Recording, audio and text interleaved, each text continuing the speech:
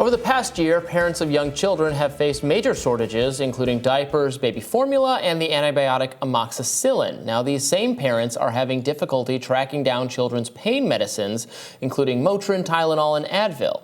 The American Academy of Pediatricians says the shortage is most likely a result of the, quote, Tripledemic, a term used to refer to the rise in cases of COVID, flu, and RSV, which increases the demand for common cold medications. Joining us now to weigh in on this is Senior Fellow at the Cato Institute and General Surgeon Jeffrey Singer and Director of Project Strikewave Rebecca Parson. Welcome to you both. Thanks for having us.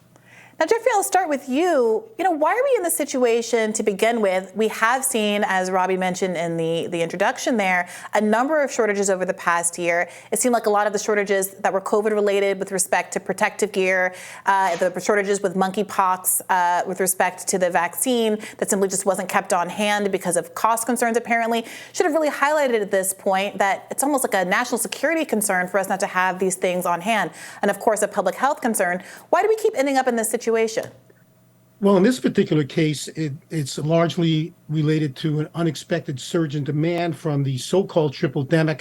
We saw this shortage actually start earlier in Canada, earlier in the fall, before it came to the United States. And it's the Tripledemic, by the way, is overhyped. RSV cases spiked over a month ago and have been steadily coming down. This is the normal time of year for the flu season. It usually peaks in about February. And the number of flu cases are not out of the ordinary. It's just that we haven't had many flu cases for a couple of years.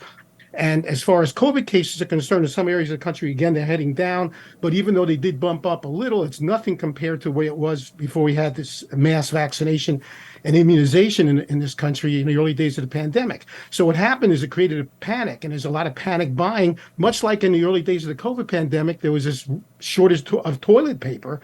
And so, because the manufacturers tell us they don't have a shortage of raw materials, they just didn't anticipate this big surge in demand. Also, when it comes to amoxicillin, this has been a common problem worldwide in the developed world where doctors, I hate to say this about my own peers, but we have a tendency to overprescribe antibiotics for viral illnesses. And amoxicillin, for example, doesn't treat RSV or influenza, although it does treat secondary bacterial infections that people can get on top of it. So there's been this tendency to just throw antibiotics with every viral illness. And the World Health Organization has actually asked doctors to kind of be more frugal because this is leading to the development of a lot of strains of bacteria that are resistant to the common antibiotics, making it difficult to treat bacterial infections. So again, with the increased number of respiratory viral infections these last few months that we're seeing an increase in the number of doctors prescribing amoxicillin. And again, it's just stressing it's an unexpected surge in demand, which will be met by the manufacturers. Rebecca, what do you think is going on here, and what policies do you think need to be discussed for making sure that people can get medicine that they need? Well, while there are particular factors playing into what's happening right now, we've seen this as a trend over the past several years where early in the pandemic, people were rushing to get, toilet paper, to get supplies, and they ran out. The vaccines, for example, and COVID tests. Rich people, celebrities were able to get them before regular people. Politicians were able to get them before everybody else. Now we have this so-called Tripledemic, and apparently, we have all the raw materials and supplies we need to make these drugs, yet we don't have enough of them. And it's predictable that RSV would be going around, that the flu would be going around, that the COVID would be going around. And so it's really indicative of the healthcare system we have, where it's not structured or planned in a way to actually take care of people's needs, to ensure that kids with strep can actually get amoxicillin to treat their strep. 75% of pediatric beds are currently full. Instead of having a healthcare system that is carefully planned to address those needs, we have one that is just goes is jerked to and fro this way and that by the whims of pharmaceutical companies, insurance companies, and what they think is going to make them the most short-term profit. And for example, countries like Canada, France, UK are either already approved imports of the drugs that they have a shortage of, or they're in the process of considering it and planning it. And so why isn't that happening here? We had countries like India during the pandemic, and I think currently as well, retained more of the drugs than that they would normally export so that they could take care of their population. And, Karine Jean-Pierre said the FDA does not manufacture drugs and cannot require a pharmaceutical company to make more of a drug or change the distribution of a drug. Well, why not? It's the government, it's our public money that funds the research and development of these drugs. And then when we need it, we can't get it. So while there are particular factors that change, what's happening now versus what happened 2 years ago, this overall structure of our for-profit healthcare system is ultimately what's causing it. Hey, Dr. Singer, to that point, even if everything that you say, let's just accept it that it is true, that there is an exaggerated emphasis on this tripledemic, that people are panic buying, et cetera. The fact remains that parents are struggling to get this medication. Yeah. So even if that is predictable and that's all built in and that's a common response, a human behavioral response to these kinds of moments, isn't there some obligation per what Rebecca's saying to provide for that, either by doing more advanced planning, requiring more stock to be on hand for citizens to avail themselves on, or to do something on the other end that's a kind of government control where you prevent people from overbuying? Either way, isn't some kind of government intervention in order? I think they tried that in the Soviet Union and the Eastern Bloc countries in the 1960s, 50s, et cetera. First of all, like I like to say, once again, I'll reiterate, this problem is also not unique to our system. We're seeing this in Canada as well. As far as getting tests out and getting vaccines out, that was centrally planned like it would be in a socialist country. The government paid for and distributed the vaccines. And because the government was doing it, the distribution was politicized. So, for example, in some countries, they gave the vaccine to the more vulnerable people first. In our country, actually, it was given to people with so-called essential jobs, which, again, that becomes subject to politics. Government doesn't make things. Government distributes things. And I would say to Nora that this is, to Rebecca, I'm sorry. I would say that everybody knows how to do their own special thing. Politicians know how, of course, to deal with political and social events, but manufacturers know how to make things. And the market is what, through the pricing system, we haven't repealed the law of supply and demand. That's still a basic economic law. This is high school economics. When there's an increase in demand, then the price usually goes up, which makes the supply respond to demand, and eventually we reach equilibrium. And that's what's in the process of happening right now. You can't expect a committee of politicians to sit around and figure out who needs what, when, and to anticipate unanticipatable events. I don't think anybody expected the number of the number of RSV cases and flu cases and COVID cases all be appearing at the same time, even though it makes sense that they would, because people were not exposed to RSV and influenza very much over the last couple of years. So it makes sense that they'd all get it now. But I don't think this is something you could anticipate. You can't punish people for not being omniscient. Yeah, Rebecca, I guess the question is, why would government regulators or government planners have a better mastery of the right amount of the supply, or who should get it, or so forth, than the people who make the drugs? Well, it's not so much about asking politicians to just go with a vibe check and say, hey, maybe we need some more medication over there, some more of that over there. They bring in the experts who advise them, and then government agencies employ planning to ensure that all the medication that is needed in particular places for particular populations is available. And if it's true that centrally planned healthcare systems don't work, then why has our life expectancy declined to 76 years while China's has increased up to 78 years, and Cuba's life expectancy has increased to 79 years, despite them going through the same pandemic that we have. And so it's not about politicians, exercising control or something they have no expertise in. I would say what politicians have expertise in is graft, corruption, and spending 6 to 8 hours of their day dialing for dollars instead of taking care of the people who elected them and need them to take care of the population and what we need. I agree, Rebecca. So you want to put them in charge of distributing goods and services? Well, These same people? Let me ask you this, Dr. Singer. You evoked supply and demand, but the problem here is that supply and demand, that basic economic principle that you just described, is not working. And the role of economics and economists, generally speaking, is to address the fact that so often we have these failures in our society because, especially for life-sustaining care, the kinds of which these parents who cannot get medication for their children, I don't want to lose sight of what we're talking about here. We're talking about a world where, for whatever reason, parents are not able to get life-sustaining care for their children. And the question is, do we leave that up to the markets, or do we say the reason that the markets aren't satisfying the need right now is because when you have a fully profit-driven system, if there's no such thing as getting an excess amount, just having some on standby just in case, because the calculation is if prices go up, when there's a run on supply, then the corporations, they get paid anyway. But isn't part why make extra that goes to waste? Isn't part of the and lose reason out on for that, profit? and maybe you can speak to this, Dr. Singer, that the FDA actually stands in the way of approving That's what I was other about to drugs, say. Yeah, things that are available in Europe again, that should be available here but are not, but go ahead. But that's not That's the what I case. was about to say, But that's not what's that going on with these Advil and amoxicillin, right? Yes, it is. Yes, it is. Advil isn't Are being you saying approved in the United States of amoxicillin hasn't been America? approved? Advil is a brand. It's ibuprofen.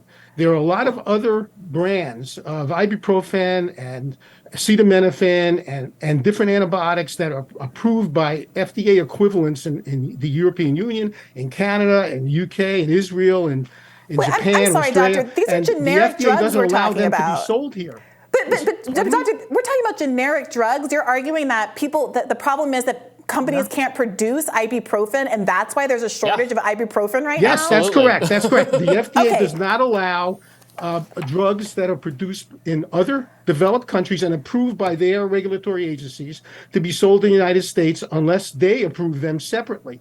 And a very good way to, so that's again the government standing in the way. It's the same thing when it comes to the baby formula. The FDA wouldn't allow, there was no shortage of baby formula in Europe, but the FDA wouldn't allow European baby formula to be sold here because they didn't approve of the labeling for the use of the baby formula in the United States. Well, it was a little more have that problem. It was a little more complicated than that, Dr. Singer. I agree. Look, I have no issue with as long as it's safe, which I think is a weird thing for everyone to be skipping over. But as long as it is in fact safe, there's a reason why our FDA is considered a gold standard in other countries, and we don't have necessarily the same reciprocity with everyone. And the British equivalent isn't? I do think that there are places where there should be that kind of reciprocity. I have no interest in arguing against that, but it does seem to be that there's a real cavalier attitude happening right now about other kinds of interventions. It seems like you're cherry picking very specific kinds of interventions that only are those that you think satisfy a kind of laissez-faire economic model, and not putting any accountability on the fact that we as a public health, for public health reasons, want to, let's say, manufacture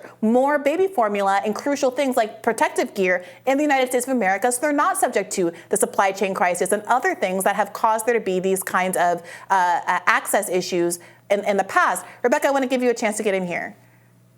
Yeah, supply and demand doesn't work for critical supplies that are needed for life. That's why we have 11 million empty homes, yet we have a so-called housing shortage, according to the corporate media, and we have almost 1 million homeless people. That's why we have stuff like amoxicillin, which is approved by the FDA, which can be produced and is not being produced to the levels that we need it. Supply and demand doesn't work when you have profit conflicting with human needs and stuff that is needed to keep people alive. And so it doesn't make sense to bring that into the argument. Leave supply and demand to iPhone and bubblegums. Why can we get iPhones? I can go to the Apple store and get an iPhone, but I can't get amoxicillin. That's supply and demand. Well, you need a prescription. Supply and demand is why we have a housing shortage too, because government restricts. We don't have a housing shortage. How many houses can be built? That's a lie. We have a homeless problem because zoning and other restrictions on the building of homes and building of housing places have restricted the supply of housing. Homes. Yeah, Doctor, here's the thing. Well, not in California where the homeless people are. I don't have an issue with changing. San Francisco. I have an issue with changing housing laws, but that seems to, again, to be sidestepping the point. Supply and demand, wait a minute.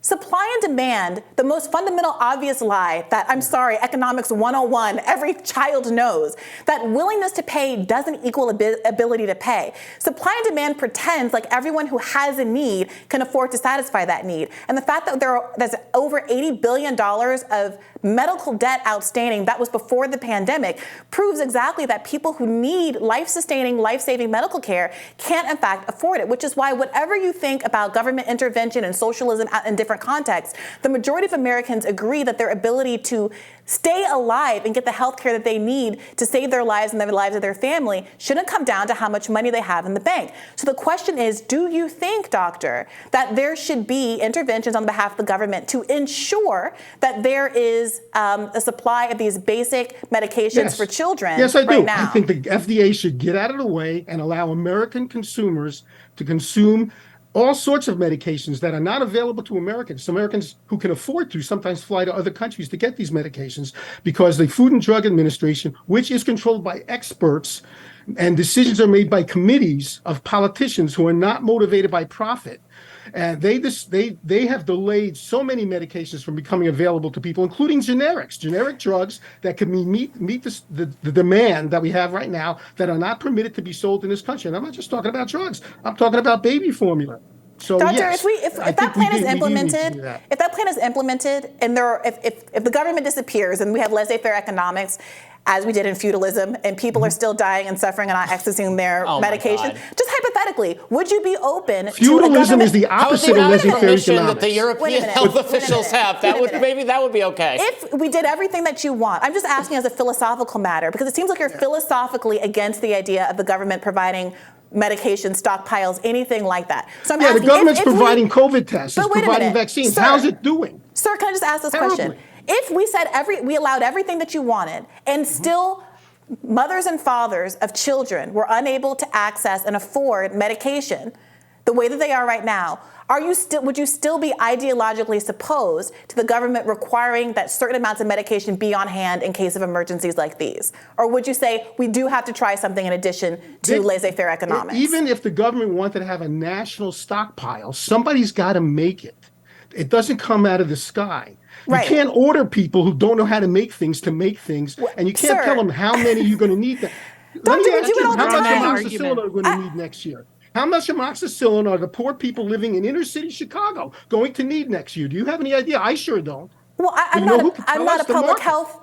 Well, the market obviously doesn't, sir. That's why we're having this conversation here today. No, it does. Rebecca, I'm going to let you. There's a big surge in demand, and the market is responding. This supply is going to meet demand. If the FDA didn't restrict the ability of supply to come in from other countries like it does now, then the supply would meet demand more quickly. Sir, but the supply is going to meet the demand. You're not. I don't think you're really responding to the hypothetical or to the facts on the ground, where today parents don't have access to this. But Rebecca, I want to give you a chance to respond here.